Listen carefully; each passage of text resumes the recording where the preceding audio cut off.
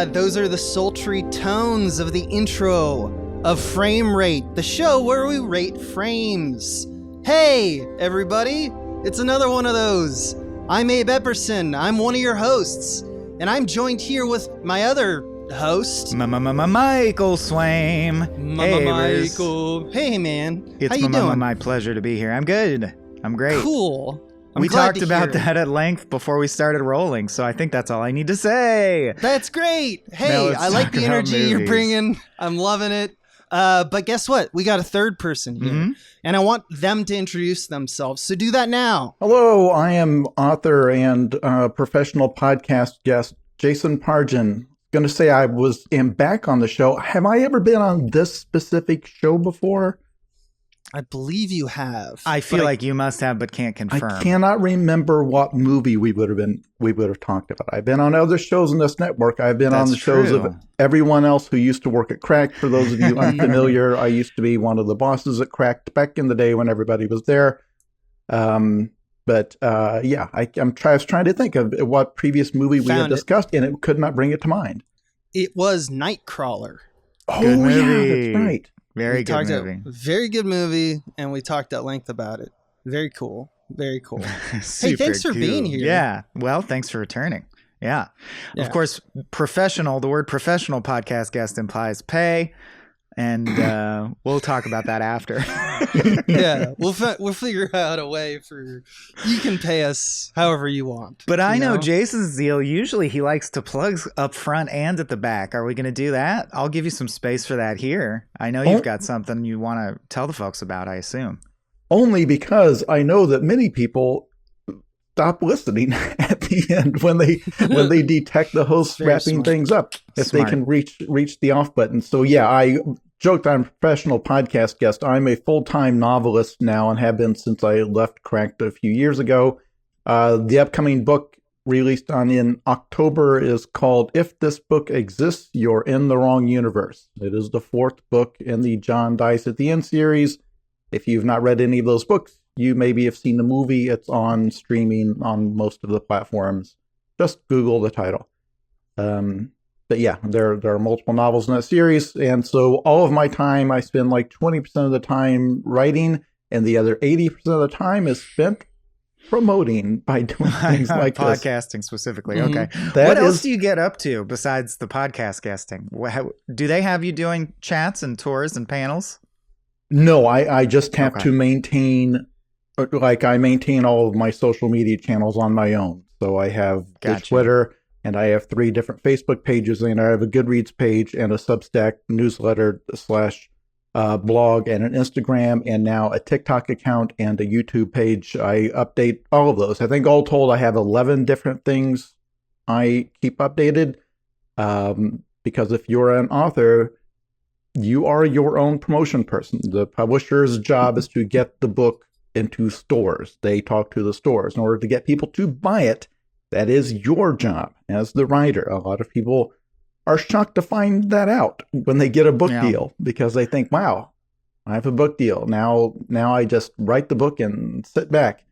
And no, that turns out that's only a tiny part of the job. And that's very reasonable as a writer to say, well, now hold on, I did the hard part. I wrote the book. It should sell itself. It's really good. That is not how it works. It is. No. You're dealing with an audience that has 8 billion things they could be watching or listening to or reading if they wanted to try to tear away their attention long enough to read a whole book.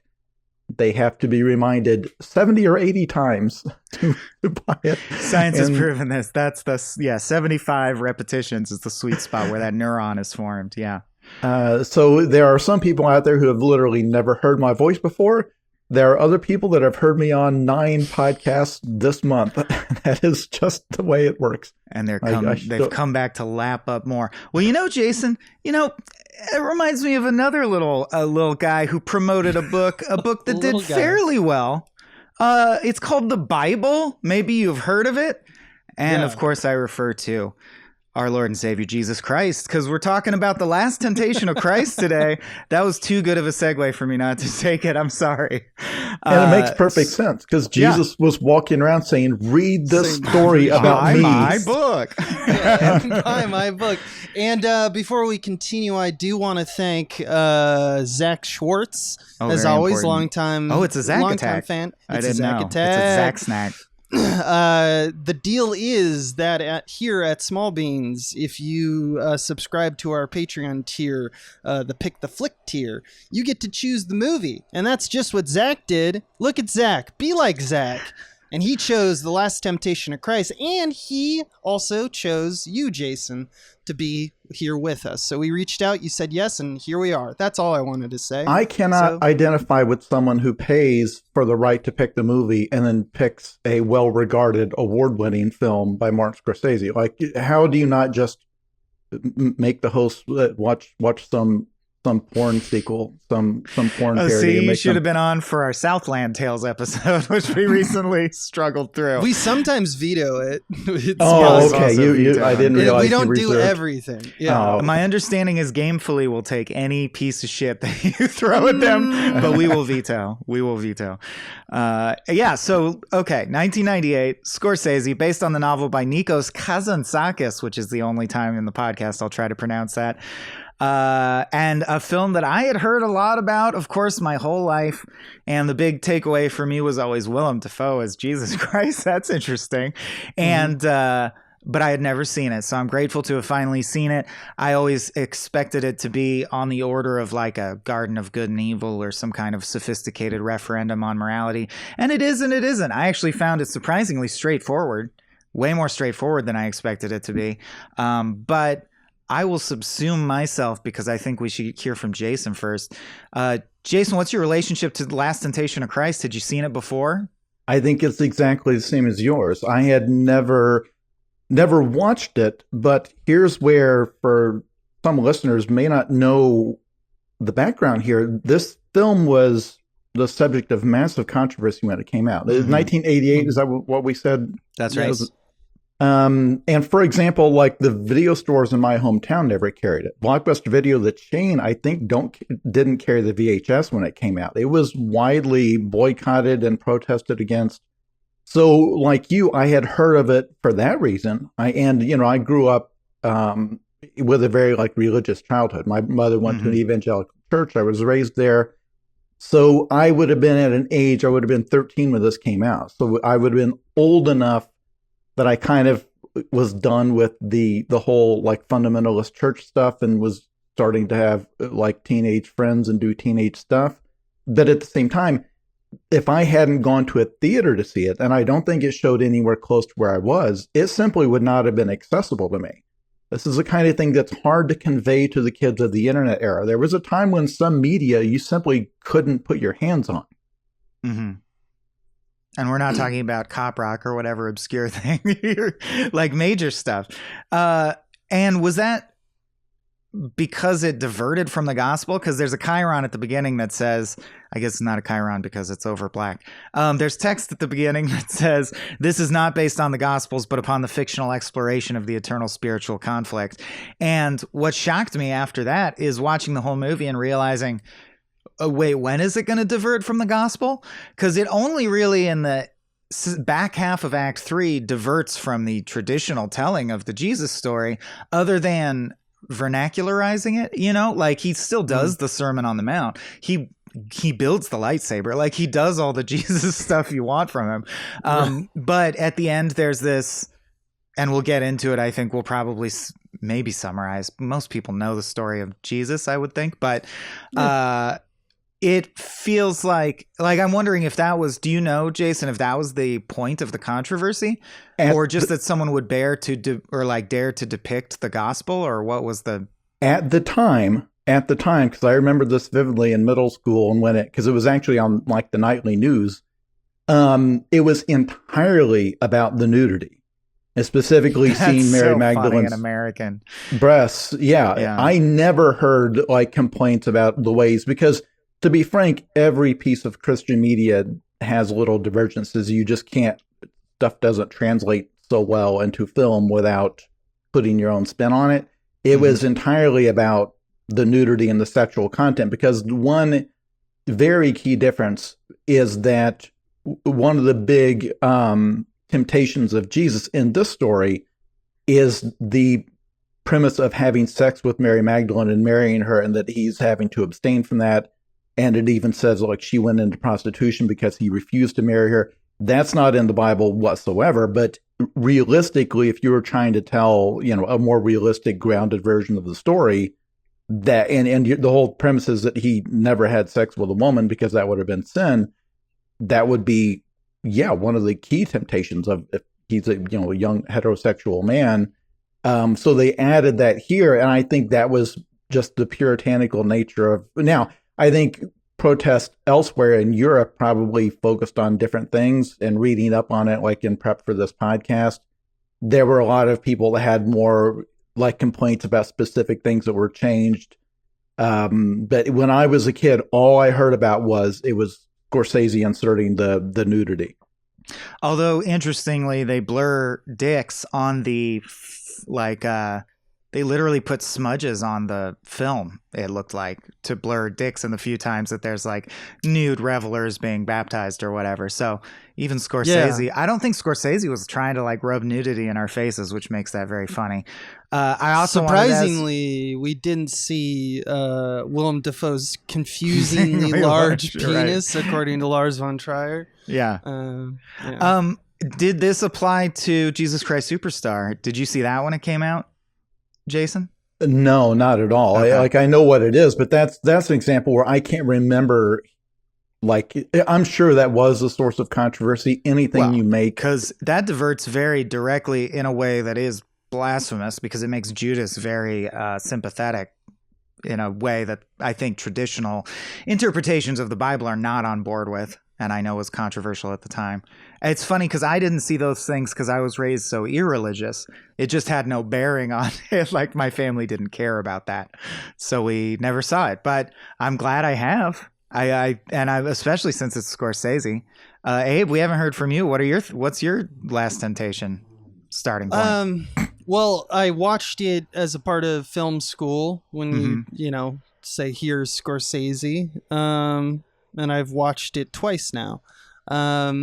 Both times I kind of had the same view of it, which is just that it's surprising how Catholic the telling of this tale is. Like, if we want to ever get into, and I don't know where this podcast wants to go, but like what I find most fascinating about Scorsese's rendition of it, and it kind of touches upon what Jason was elucidating about how people were reacting to it at the time, is the whole Act 2, Act 3, where basically Jesus is convinced that an angel will take him down from the cross and live another life away from being the Messiah, and that's okay because God says, I punished you enough. Like Abraham and Isaac, he's like, I was just testing you. And you went to the limit. You did it. You're good. And so that with that one kind of conceit twist, what Scorsese has done is carved out a little hole for him to even do, on top of all the trials that are in the Bible or in the Gospels that are saying like Jesus was a man, so therefore Jesus had all these temptations and he just was knocking them down like whatever. He finally has a space now, a free blank verse to say, but what about like stuff that we think is good, like having a family and raising kids and, being happy. These are things that are on the table for all of us, right? And it's a very Catholic principle. I mean, it's Christian, but it's Catholic because they harp on it. The idea of that, well, specifically Jesus was the one who said, I will not have the happiness and all of those things so that you can all, right? So it's very punishing, a very like Jesus's focus on Jesus's fear and his sin. But like, and it's about him being a coward, which makes him very human. That's a very Catholic principle as well, is that we're like, that's why we need Jesus, is because we all are cowards in our essence. That's the original sin. And so it's this kind of prelude. And it's like what eventually he'll die for. And it's kind of appealing to that. But ultimately, my takeaway is that I don't think Scorsese goes all the way with his ideas. He gets very close. He opens them up. It's definitely different than Passion of the Christ, which is a very like pre-Vatican II, like Mel Gibson's version, which is just the facts. He's immutable, you know? But just the idea of like him showing Jesus as a man, that was enough for people to go, whoa, whoa, whoa. He's also God. You can't say one without the other. So when he says stuff like, I will cleanse the world with fire, people are going to react to that. I think that that's cool. I think that that's a good movie, but I think Scorsese knew that it would largely be irresponsible to make a film like that. So he shied away from it. Like, we don't see Jesus as a battle commander. We don't see Jesus literally destroying the temple and making the bricks disappear. There is no battle. It's just the preamble. And I think that that's probably him saying, like, I don't want to make a holy war here because of a film. I mean, I don't think it's the primary consideration because it's not like low budget, but I also think a battle scene would have cost a lot. That is probably part of the consideration, or, you know, a multiplicity of factors that arrived at that conclusion. But yeah, it is interesting in that it diverts to, he takes the axe from John the Baptist. It's almost like a John Wick thing, or like John the Baptist basically teaches him to be hard and to be a badass. He says, the devil's in the world all around us. We must pick up an axe and cut the devil's throat. And he rips, Jesus pulls his own heart from his chest and says, this is my heart, take it. And you will be true Klingons. And yet you're right that then we see him wild out in the temple on the money changers, but we don't see, we omit or ellipse the actual battle, or, you know, this is mostly a Jesus of love, but what I think is notable is it's a Jesus of imperfection, right? And that's, I think, what Abe was saying, but I just think it's important to highlight the aspect of Jesus as man, or God as man, right? Or this interpretation of God as man in this direction is the idea that he has to be imperfect, and he has to actually experience the experience of what it is to be a flawed, sinful, imperfect human and still die on the cross. That's what makes him so great. Like, that's what makes him God. He couldn't have skated through it with angel powers and had it been easy. This interpretation of Jesus's journey is that, yes, Jesus is God. God was trying to turn from the vengeful God of the past to turn a new leaf, to be like the new God of love. And to do that, he had to actually experience. So Scorsese does things like the voices that, and this reminded me of a recent King Arthur, the one with Keira Knightley. I forget the name, but this interesting, like, true historical interpretation where the sets and costumes and props are truly very primitive by our standards, like really basic. He goes to these like mud huts, and a few sentences in, you're like, oh, this is a monastery? It's just some huts of mud on like a desert plain. And I think that gives it a really interesting aspect, because in the same way, his visions from God and voices from God in all of Act 1 are treated like, well, he could just have schizophrenia and he doesn't even know. Like, people ask him, so are you hearing God? And he goes, I don't know. I hear voices, my head hurts and I collapse. Should I do what the voices say? And it's that appeal to that moment. I mean, Rolling Stones talk about it, right? The moment of doubt Jesus has on the cross. He has to have that moment of doubt, because if he doesn't have that moment of doubt, he didn't pull a full human, and he's got to pull a full human for the sacrifice to work. Or so the story goes. And I think what's interesting, I guess I'll say I find it medium interesting, because I do think it's been softened by being done repeatedly again and again. For example, Inner Light, the TNG episode, is this. Because this is basically the idea, it's an occurrence at Owl Creek Jesus. It's, what if Jesus, right before death, had a delusion that he got to live a whole normal human life and enjoy really being the things a human would enjoy, like love and acceptance and family, blah, blah, blah. But it was just a fraction of time, right? It's, right. I mean, there's literally a guardian angel. It's a wonderful Jesus, essentially. And so, yeah, I kind of want to dig into, because I guess I'm not as granularly familiar with the Gospels to know the little deviations. Because I will say the one big deviation, or the one thing that he expands upon, is that moment of doubt on the cross, and he turns it into like a whole lifetime. And I find that cool and interesting, but not like heretical or trying to break the Bible in any way. Like, I think he was pretty respectful with the material. I guess I have a separate question, completely aside from the religious aspects. Like, if you were just judging this as a film, as a story, if you're just judging the structure, the pacing, the performances, would you, like, is this among your favorite Scorsese films? Do you think that it's a classic Scorsese movie? For me, no. I find it actually one of the lower tiers. See, me too. To me, it's very personal, and I think that he gets a lot of cachet on that, but the film itself doesn't translate well to me. For me, well, for example, like, you learn this twist on Jesus's character, where the whole thing is that that is, again, not part of the Gospels, where he's constantly struggling with his own cowardice, and actually depicts him as he doesn't want to be Jesus, as using his skills to make crosses to crucify other people on. He's a collaborator. That is a major departure. Which is, and again, this is where, as a screenwriter, you would say, if you're coming in cold, you would look at it and say, well, this Jesus character needs an arc.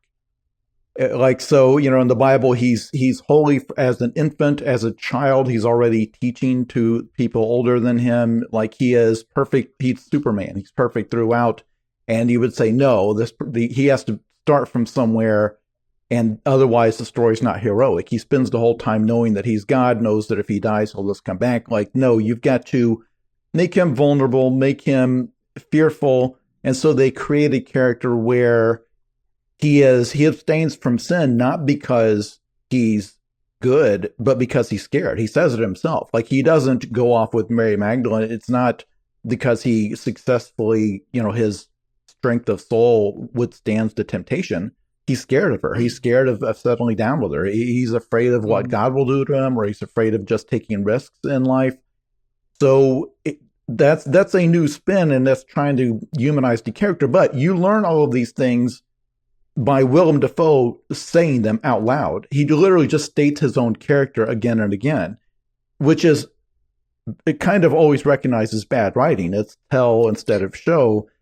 Because the whole thing is normally a character like that is compelling when they're not aware of their own vulnerability. Like, you see you see how they act, but where their own self-image is actually wrong or whatever. Here, he's so totally aware of himself, and it's like just a writing shortcut. He basically turns to the camera and says, hey, here's the version of Jesus in this movie.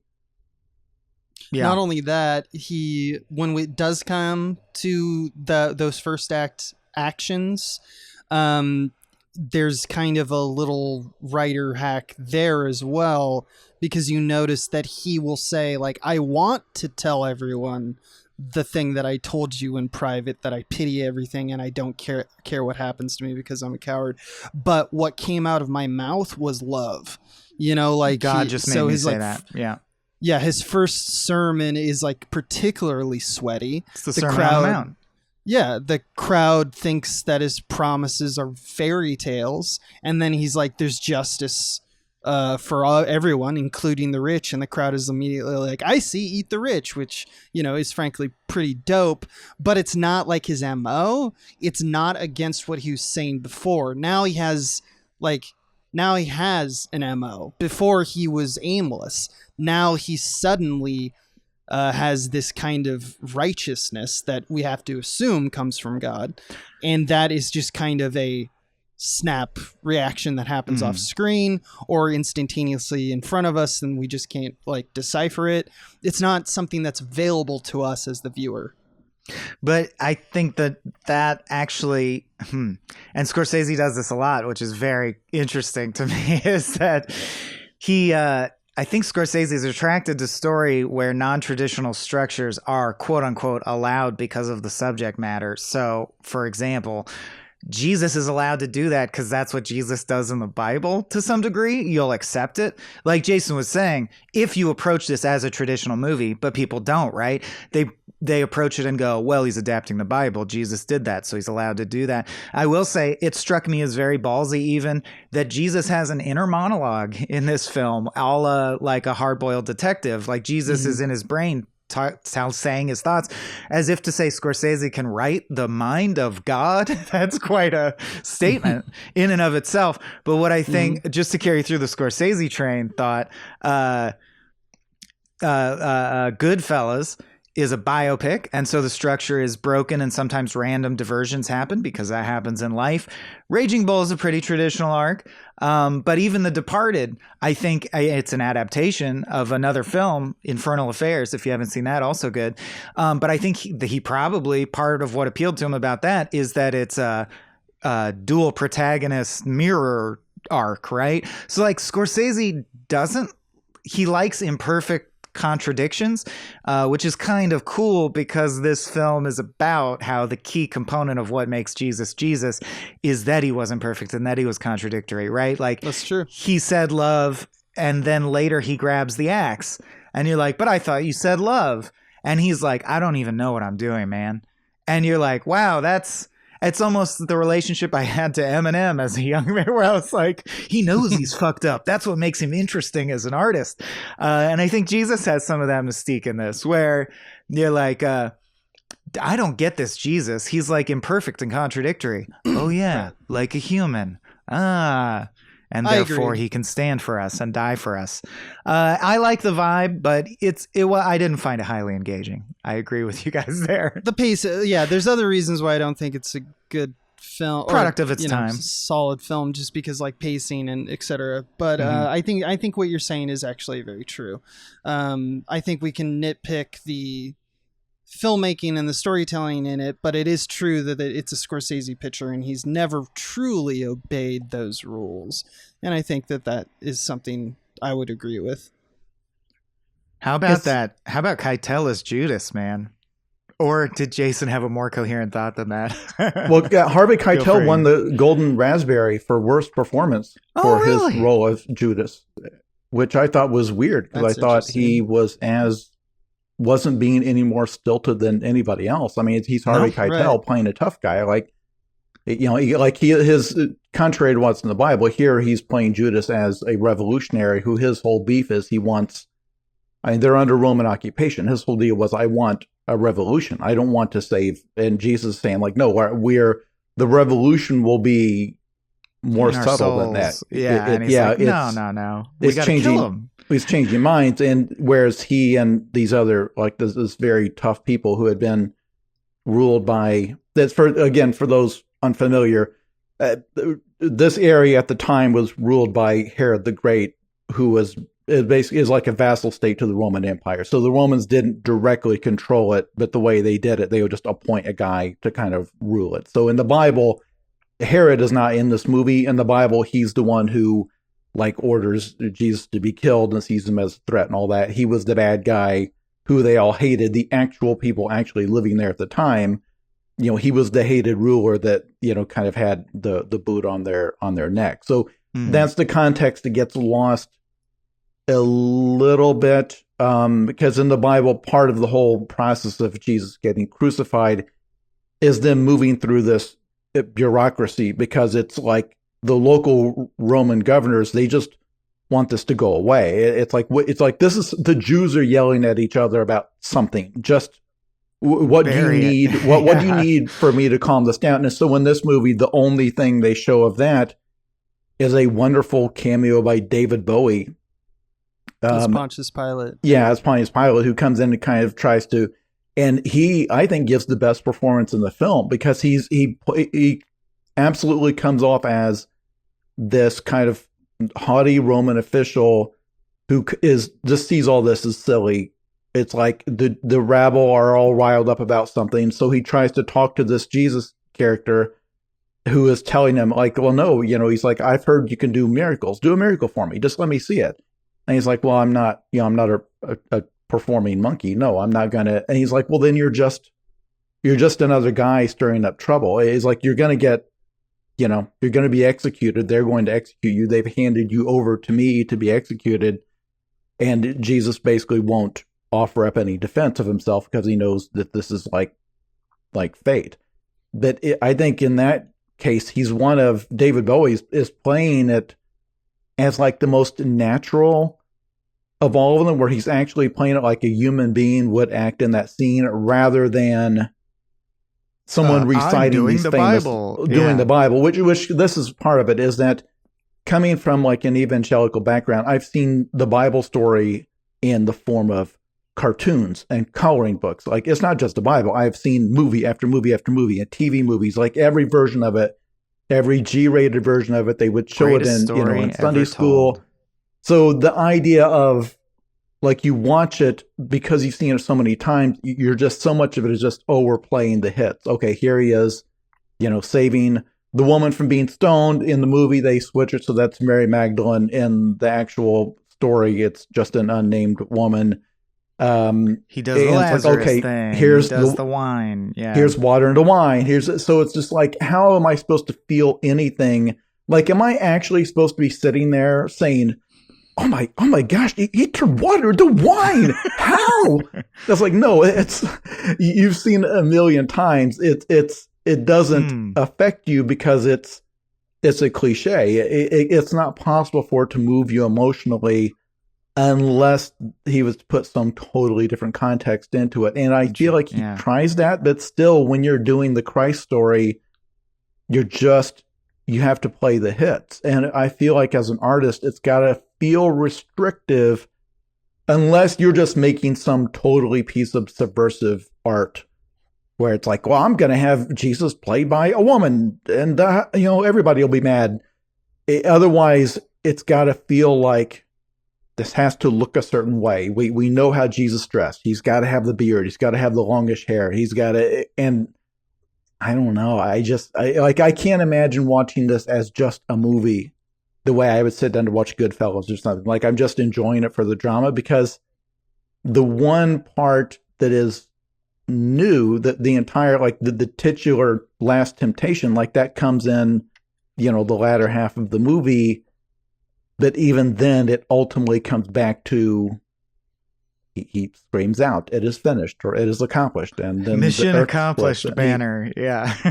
And okay, they don't do the resurrection, which fine, but I don't know. I didn't, because I try to think of what would have made this really soar in my mind, and it's like, well, there maybe would have been an opportunity to cast a really interesting Satan, for example. Cast David Bowie as Satan, and actually have him appear as David Bowie, as this really charismatic Satan. That could have been cool. Dressed as David Bowie, as modern the whole time, yeah, or something. And all of the opportunities to put some kind of spice into it. I thought Harvey Keitel just straight up playing Judas as being from Brooklyn is pretty fucking hilarious. It's like, yeah, he's a Brooklyn tough guy. I love it. That's almost campy the way he plays it. And they gave him like curly red hair, not canonical as far as I know. That Judas was a hothead, a ginger. We all needed Harvey Keitel to just like try and threaten to kill us every now and then. Just follow us wherever we go. Make us our best just self. Waiting to bust our ass up. Yeah.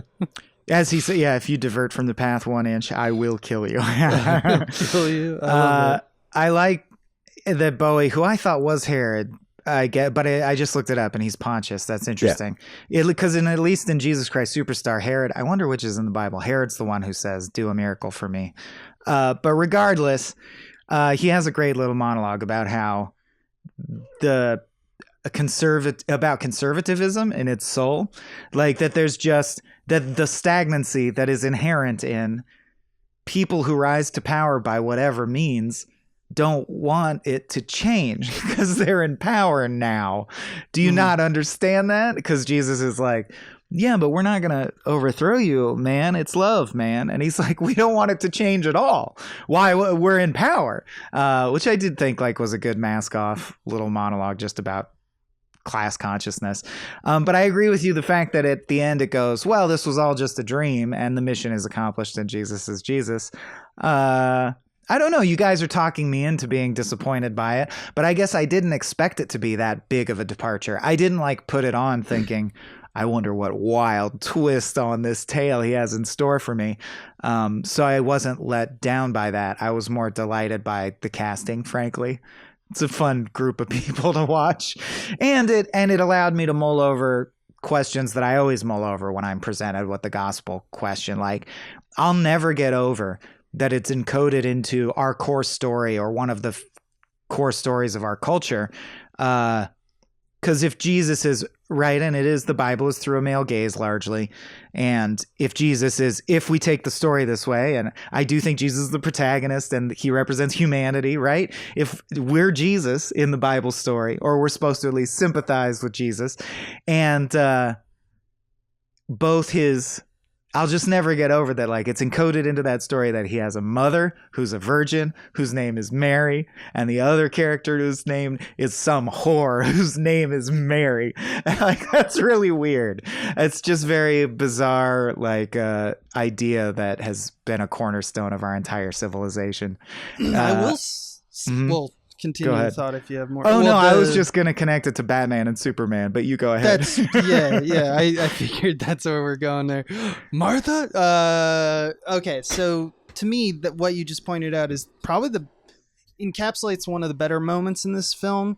Like, I was critiquing it earlier for saying it didn't go far enough, and I still stand by that. But I do think that some of the stuff that I do think made me go, okay, now this is the real shit, is when he's at like full congregation and he's like walking to Jerusalem, and his mother comes and he like basically disowns her and says like, who are you? I'm not for you. I'm God now. I'm God's son. And she's like, she loses it. And like one of, I forget who it is, just a friend, like whoever was with the Virgin Mary, is like, when he spoke, wasn't it amazing? He had like 1,000 angel wings behind around him. Didn't you head, see them? Yeah. And she's just like, I don't give a fuck about any of that. I just want my son. Yeah. Yeah, exactly. And that, like, to me is the heart of, like, if we want to display the humanity and the fault of the idea of divinity inside humanity, if we really want to tackle that beast, we should confront the true like horror of that and how it affects the personal relationships. You don't really feel that in this movie, but you do feel it in that moment. Like, I really did sympathize for Mary in that moment, right? Yeah. Because it's just like, who's this motherfucker?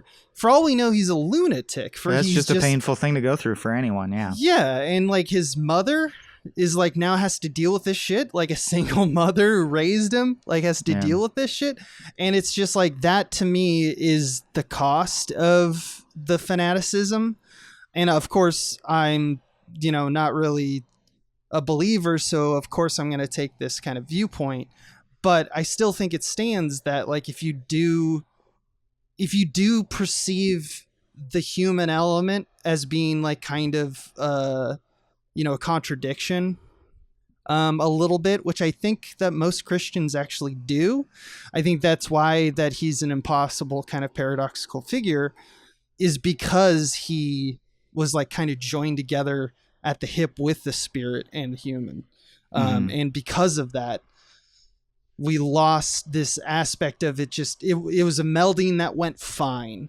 And I do think that Scorsese is on the right topic when he's like, what if it isn't fine though? And I know that that's a lot of Christianity is around the struggle and the sacrifice, but it doesn't really go into, but what about the stuff that we then go, the stuff that we then go and say, these are the things that like Jesus did for us to like save us, like to get rid of our original sin, to allow us to be happy, to allow us to,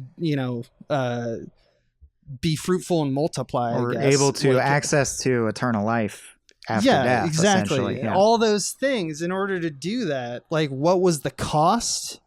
And I want to see those personal costs, not just the internal, like he's tormented. That I get from just the Bible. it's the idea that how he tormented everyone else around him by being who he was. That I feel like Scorsese could have really gotten into. And that's why I think that moment is probably the best moment in the whole feature. Well, and one of you mentioned earlier that it looks for a certain part of this movie like he's just hallucinating. Like it legitimately, because he's not performed any external miracle. So he talks about hearing the voice of God. He goes out to the desert, as is in the Bible, where he's tempted. And interesting overlap with other religions. Sorry, just because, the Buddha meditated for 30 days and Vision Quest, very similar. But go ahead. Yeah, and there's a whole other bunch of scholarship about what ideas were borrowed from where and how these stories come together. But anyway, and so I thought when watching it, I thought, oh, I know why this is controversial. Because we are never going to see whether or not this was real. And so then the real drama is in the fact that this man doesn't know if he's crazy and that the people around him don't know if he's crazy. But then it seamlessly transitions into him resurrecting the dead, performing miracles. And there's not like this, like the first time he performs a miracle, it feels like it should be this momentous thing where he realizes, oh, it was all true. This was true. I wasn't crazy, because it's weird that early on he expresses real doubt about whether or not God is talking to him or if it's God. But I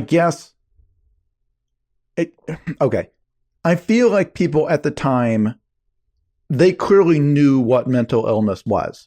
Like, it's true that they tended to claim people were possessed by demons if they acted in a certain way. Things like epilepsy, schizophrenia were written off as demon possession. But there are also references to people being mad.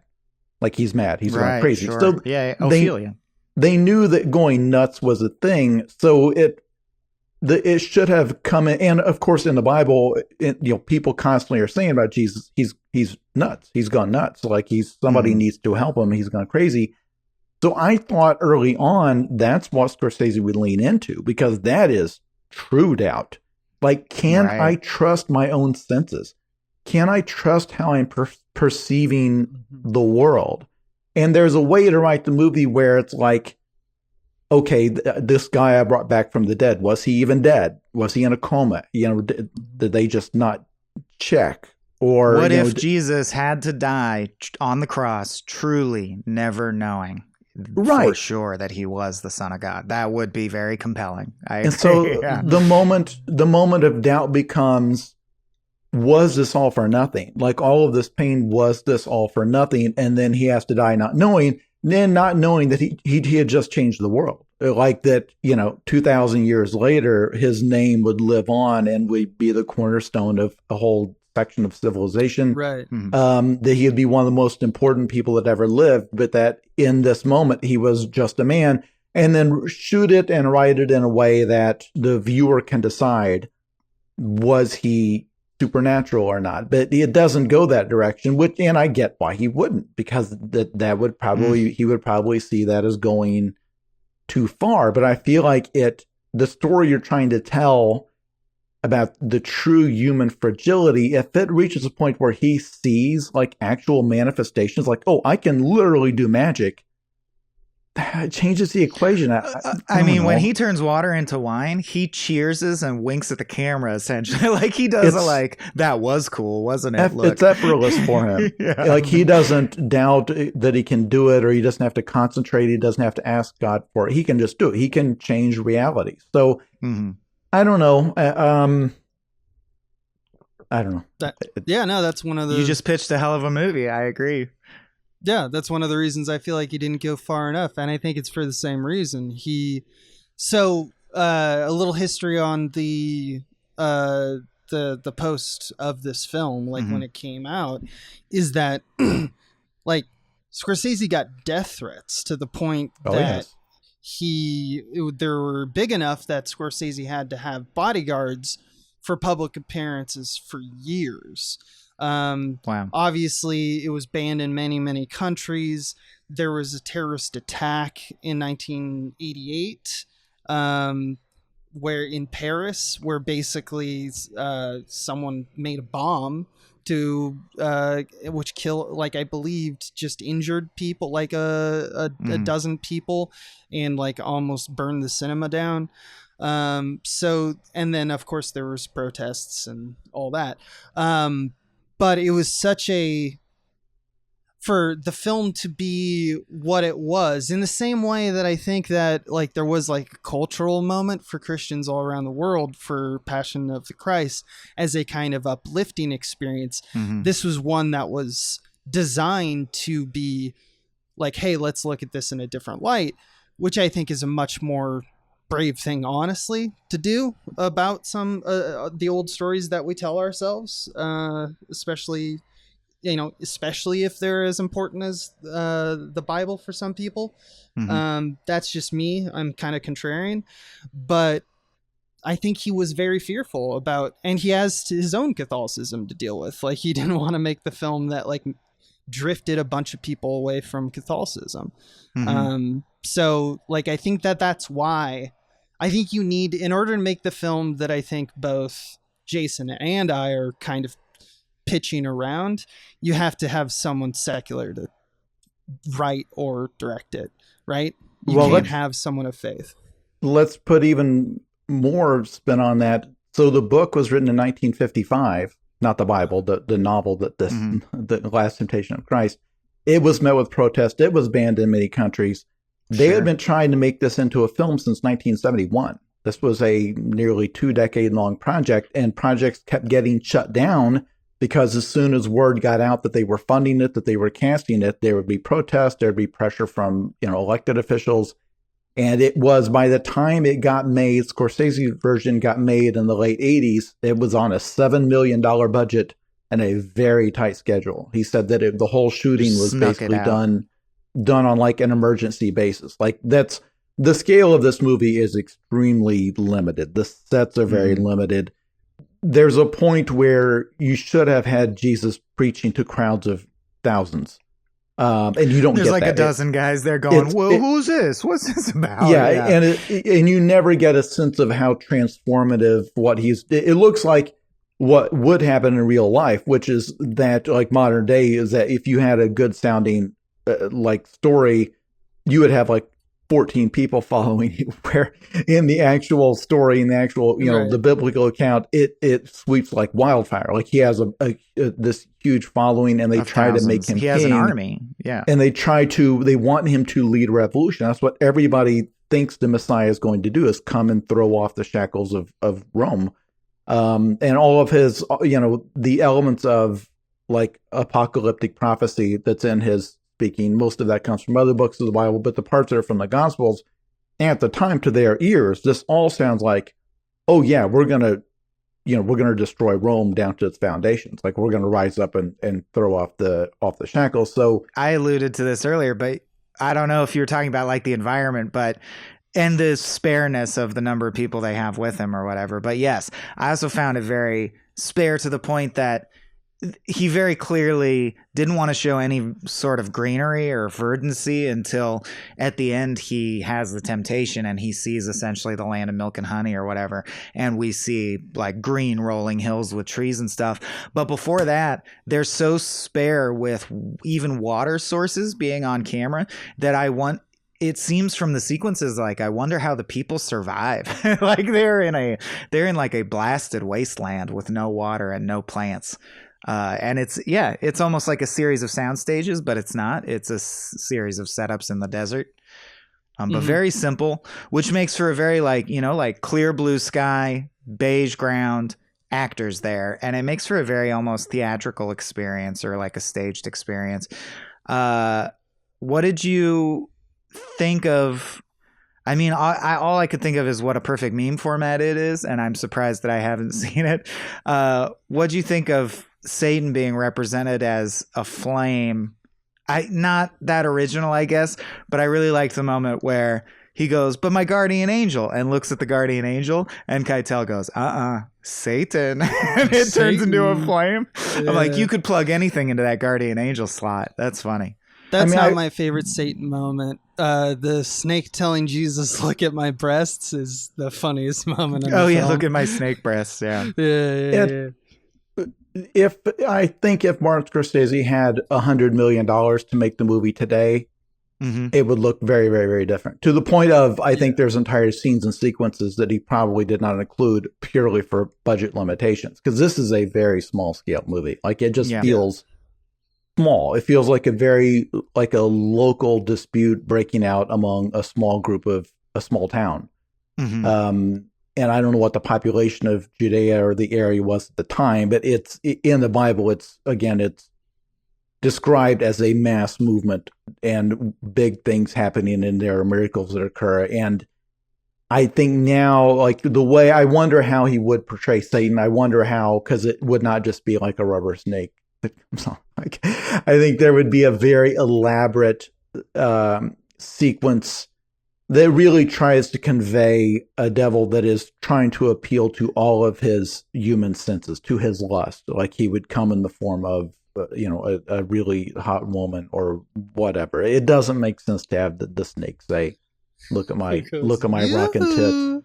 Yeah, exactly. But that's a sequence where that's where effects and stuff like that does make a difference, because he's hallucinating, or he's having a vision, as the Bible say. He's having a vision of Satan tempting him, and that should really be something to look at. Like, that should be extremely disturbing or vivid, and they just can't convey it. Like, their Satan is just, it seems like they had like a hose of gas or something in the sand, and it just shot up a flame. It's just a little kind of meager fire that it looks like you could probably stamp out with, if you had good boots on.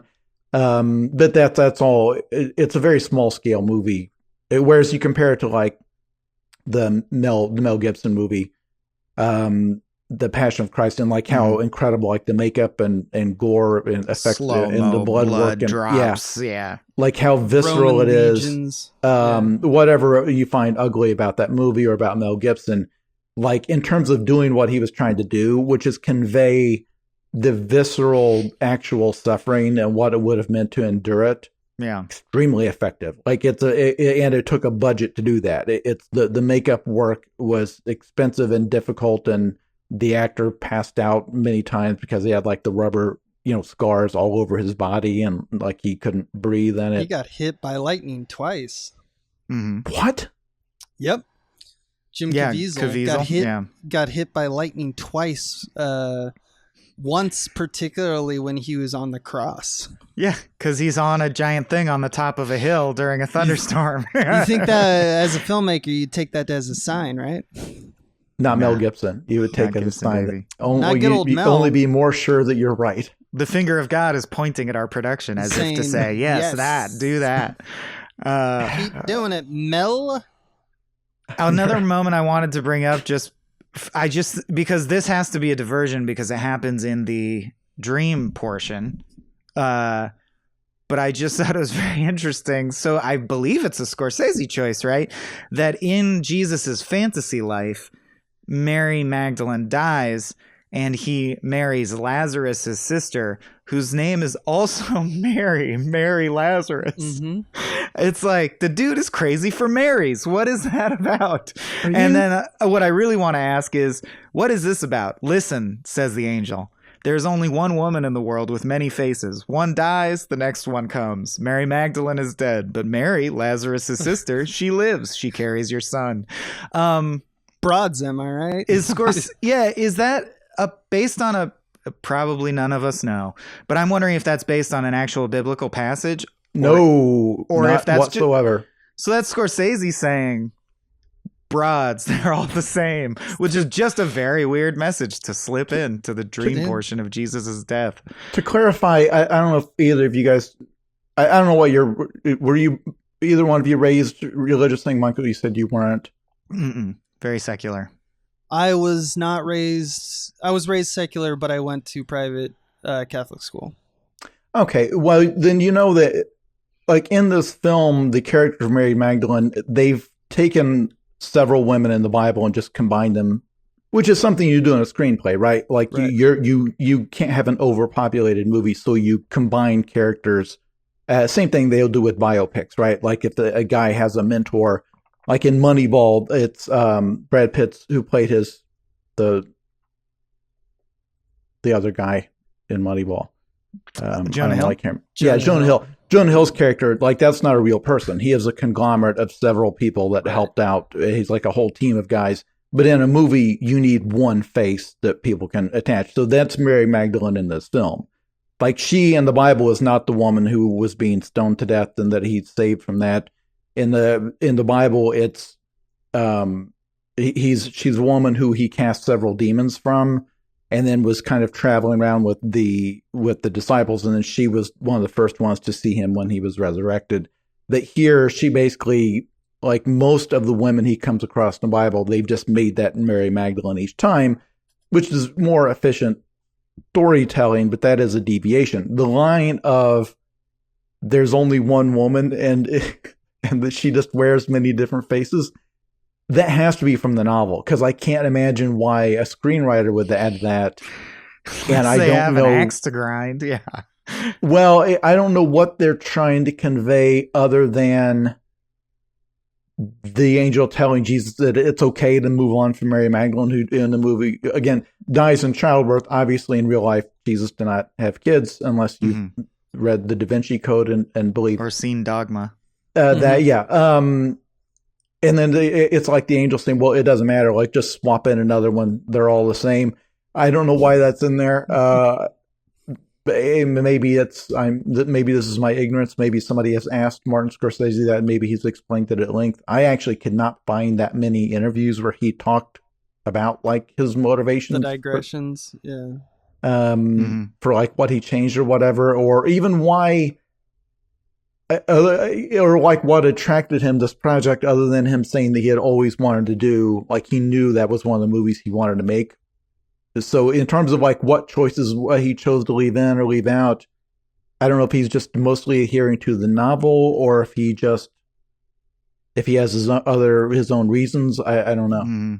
Or if it's something that few-time writer of the screenplay, Paul Schrader, who did Taxi Driver and Raging Bull with Scorsese, was the writer of this, and he has his own, I don't know, axe to grind. We don't know is the point. But it came from somewhere, and it's on the TV. So that's it. Yeah, it's very strange, the digressions that he makes, because some of them seem to be motivated completely by his desire to make the human side more apparent, but other times he kind of yadas through the God aspect, like you guys both mentioned the water to wine moment, whereas like, well, if he is supernatural, that really alters the subject of the story, because he could have saved himself with Pontius Pilate. So, isn't that a human thing to do? Isn't that a human temptation? He didn't do it then. He did it when he was literally on the cross. So the motivations are very unclear when you actually put all the details together, which I think is another... As the mind of God is, or as I think part of the Jesus story has always been, you always, like even as a little kid, my first question, I think a lot of people's first question is, well, why doesn't he just do a miracle and prove it? If he did a miracle over there, he raised Lazarus, why doesn't he just do another miracle when the guy asked him to? And it's like, you don't get to understand that. That's the whole, right? I mean, there is a faith component. That's part of what he says in this as well. They have the little dialogue about, I'm saying the words of God and it's important, but why is it important? How do we even know that happened? Because everyone believes it. Well, what if it didn't really happen? Well, it doesn't matter. It's still important because it's what people believe. So there is an appeal to the basic precept of faith without proof, right? Which there always has to be. Yes? New pitch. He shows David Bowie that he can raise the dead. And then Pontius Pilate becomes just king of the earth. Because he has an undead army. Oh, he raises a zombie army, Lord of the Rings style. Yeah, and he just keeps Jesus in a cage, Despite all his rage. Raise more dead for me. Yeah, maybe that's what he feared. Such a different world that in like 2022, Martin Scorsese could make a zombie Jesus movie and nobody would even blink. Oh, he could make Jesus Bigelow, male gigolo, and people would be like, "That's a funny twist. That's funny." It's kind of hack, but whatever we'd say. Yeah. But I think part of what you were getting at here is that the Jesus story in that template is so baked into our like epic movies where the hero, like Braveheart, in the end, like he's a mighty warrior, but ultimately he wins by dying. Right? It's them torturing him to death, and then the character he showed in taking the torture or whatever, that is what ultimately inspired Scotland to rise up and throw off their chains or whatever. That the act of dying actually, in appearing to lose, you actually won. And that's how it has survived in our culture and in epic movie culture. Ultimately Neo in the Matrix has to be killed, and then he can overcome death, and only by doing that does he realize that actually that does fulfill. Well, he ushers in a new era for humanity, as they always do. Yeah, 65% of our epic heroes are Jesus.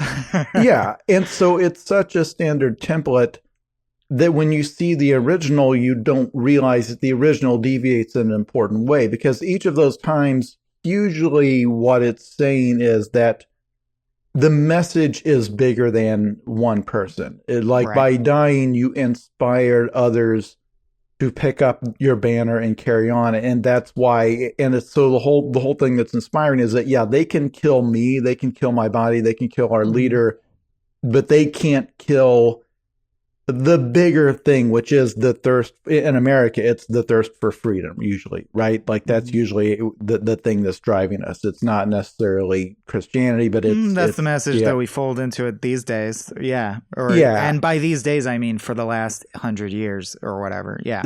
It's casting off oppression and casting off tyranny. And so, right. And then we, even with our historical figures, like we rewrite them to be a Christ type figure, like Martin Luther King. We think of him the same way. It's like he died, but that in dying he sacrificed himself and showed that he was willing. And it's like, well, okay, but also his death was a senseless cooler tragedy. If he lived, right. Like it would have been like it's something. The urge to romanticize it, because it's a way of saying you can't kill the movement that easily, which is a positive message. Yeah. Well, right, but it's been corrupted depending on your movement, to the point where now, like every right-wing grifter politician who uses it, who goes to jail, it's like, well, they're persecuting me just like they persecuted Jesus. Right. It's been diluted. It's to like the extreme. You're going to jail for tax evasion. You're not. It's funny to me that the storytellers, all storytellers, think that the most powerful thing in the universe is story. Well, right. Fancy that. Well, I was just thinking how fundamental. I mean, to the point that I'm sitting here while you guys are talking, loading like Quran summary, Quran collectivism, because I'm looking at because there are. I think it's such a fundamental story to our culture that it also, because we frequently talk about, right, how there's only 7 stories, and we talk about the hero with 1,000 faces and Joseph Campbell, and yet I think we can sometimes forget that not even that is encoded into the DNA of the universe. Stories don't have to be that. We think that even that comes in part from one of the most mimetically successful stories of our culture, of Western culture, which happens to be the Jesus story, which happens to enshrine individualism and the individual hero's journey. Like, I think the Bible is literally a reason that most of our stories are the way they are. And I think I'm interested in exploring collectivist culture films. I think this is going to encourage me to try and do that more. Oh, buddy, yeah. Yeah, films that are grown out of a completely different story tradition or story template. That's an interesting thought to me, because I so often take for granted that it's almost like saying our scale of music, that's how music should sound. And then you hear other cultures' musical scales and you're like, oh, that's also music. I didn't realize you could do that. It's also one of the causes of one of the greater disconnects from stories trying to translate over here in America, for example, or vice versa in a lot of cases. Like, for example, a lot of people in the West were like, when they saw Akira, were like, I don't know what the fuck that meant, you know? And it's like, well, yeah, it's because Eastern myths are not Western myths. You're not as fluent. You're not steeped in the ability to understand this. Yeah. The lexicon, the vocabulary is slightly different, even though a lot of the themes, when they get down to it, there's a lot of similarity. I think it is a fascinating thing. It's one of expand your horizons. That's right. Yeah. Well, this is where you're getting into great ideas of what purpose does mythology serve.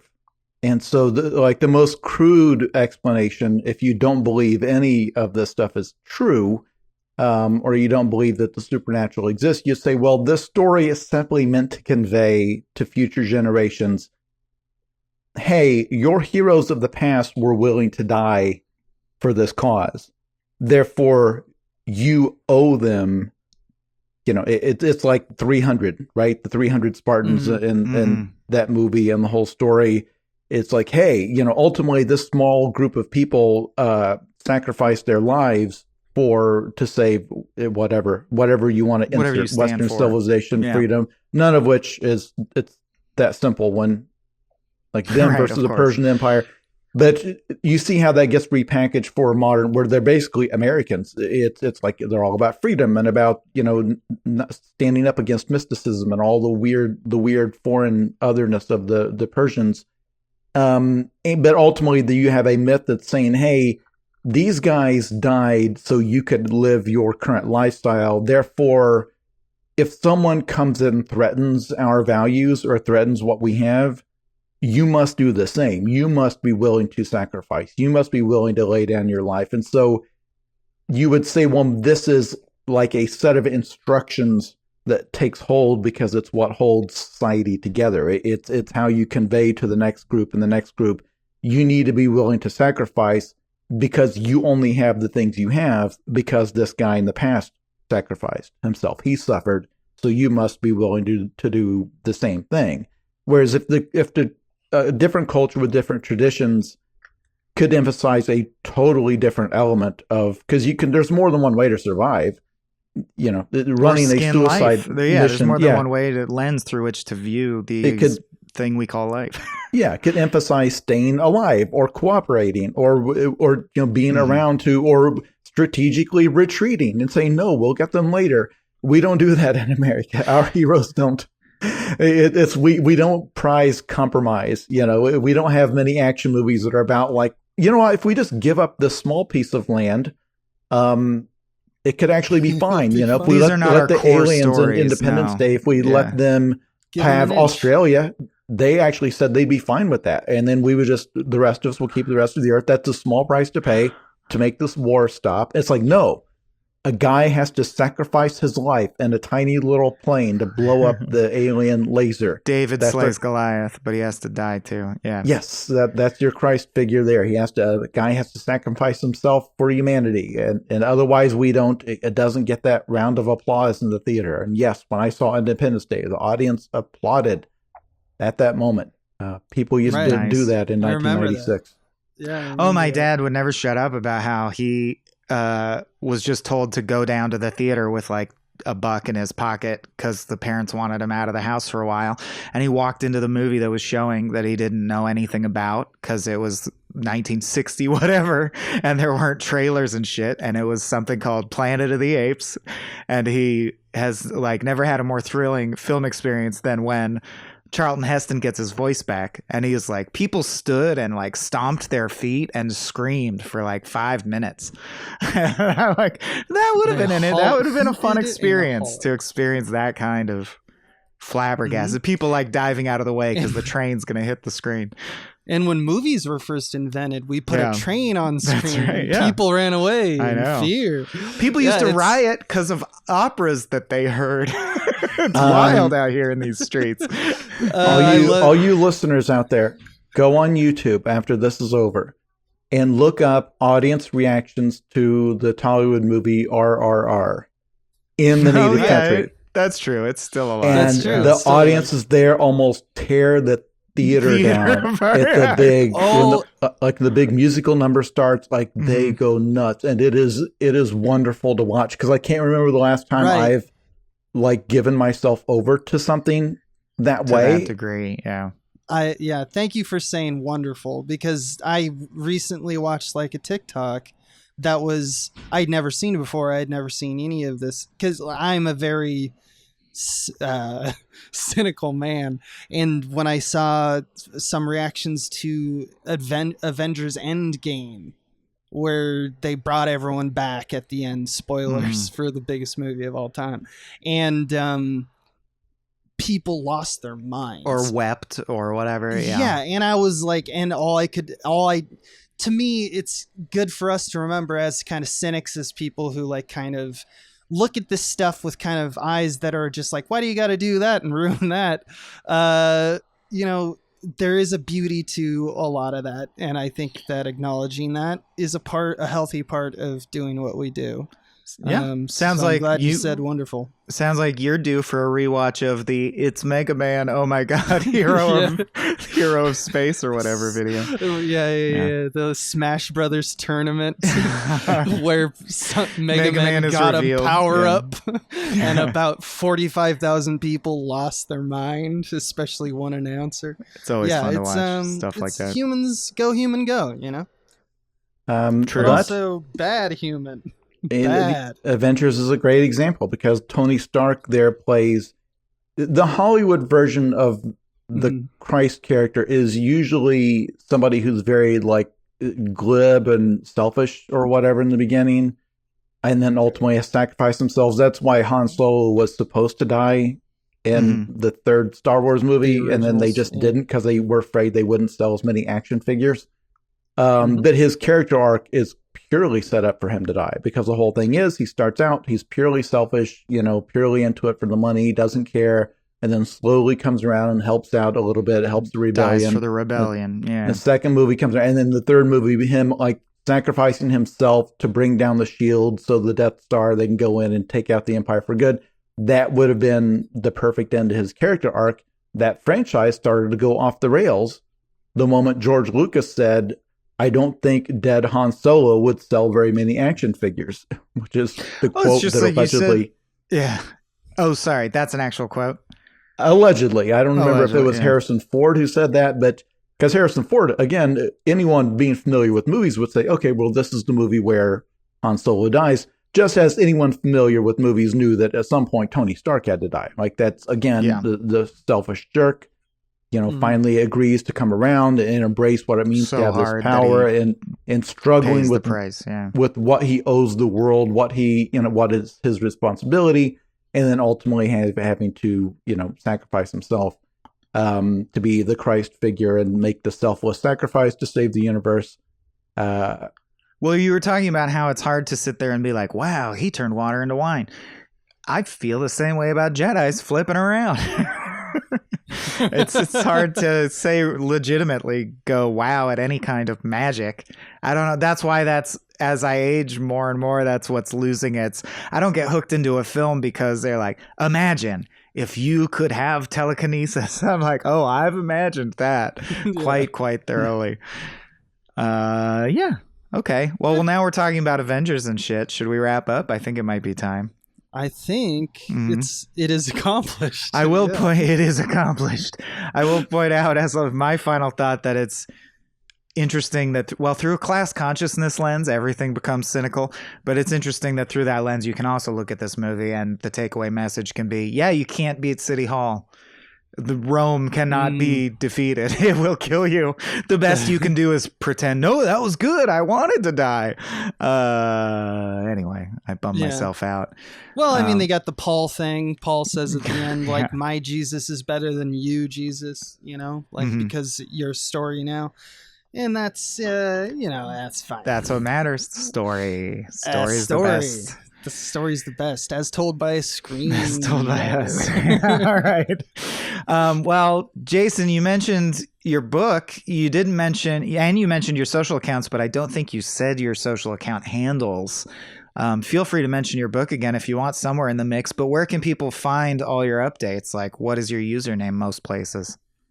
Just Google my name. It's different on every platform. Jason Pargin, Pargin. Just there's not many people with that name. It's the first thing you'll get is all of the. I'm on all of them except for I don't have a Snapchat. I actually don't know how that works. I'm sure there's several new ones. You're old enough. I don't know if I don't have a Vine, but I think Vine is gone. Yes. But the novel is called If This Book Exists, You're in the Wrong Universe. It is up for pre-order now. It is out in October. Maybe we'll have you on when you're doing your water bottle tour. God, I hope so. Yeah, got to get that word of mouth, man. I can hear the enthusiasm in your sigh. That is a brutal time of the year. And I say brutal, I realize there are people out there with real jobs and that I am working from home, writing dumb stories and getting paid a paycheck for it. I realize that. But it's your version of brutal. It's valid. It is mentally and from a mental health standpoint to go, like I will probably do 15 podcasts around the few weeks around the book's release and talking endlessly about myself and my process in the book. No creative person enjoys that part of it. I guess, well, that's not true. I'm sure some people do. I don't think very highly of people that do enjoy that part more than the creating part. Why would you get into it for that part? Yeah, that's weird. And the people who... My Name in Lights. Yeah, the people who want to be... they don't want to be an actor. They want to be a star. It's like, it's like, no, I don't respect that. So I like the writing part. The part of selling the books is what I have to do so that I can continue to have a home to live in while I write. No one wants to hear about my problems, but I would love to be back. It will be in October. Maybe we'll have a scary movie to talk about. Yep. Gird your loins for that. Mm-hmm. Heck yes. Thanks for joining us today. I would treasure the opportunity. Yeah, thank you as always. Lovely to catch up. Thank you. And thank you all for listening. And thanks to Zach for bringing you this episode. Head over to patreon.com/smallbeans if you want to check out any of our, patron-only pods behind the paywall, or join us on the Small Beans Discord server Monday night for movie nights, which we do. I think that's all. Abe, is that all the housekeeping? You nailed it, dude. All right. Speaking of nailing it, nope, I'm not going to make that reference. Let's go. This has been a Small Beans endeavor. We're a bunch of pals who make podcasts, sketches, music, web series, and movies. The beans always have new ideas percolating, so make sure to check us out at patreon.com/smallbeans. That's patreon.com/smallbeans, where you can browse all of our current and past content, see what we've got planned in the future, and learn how your support can help the small beans grow into huge, giant monster beans. If you enjoyed this content module, please like, rate, subscribe, or tell a friend about us. We love you!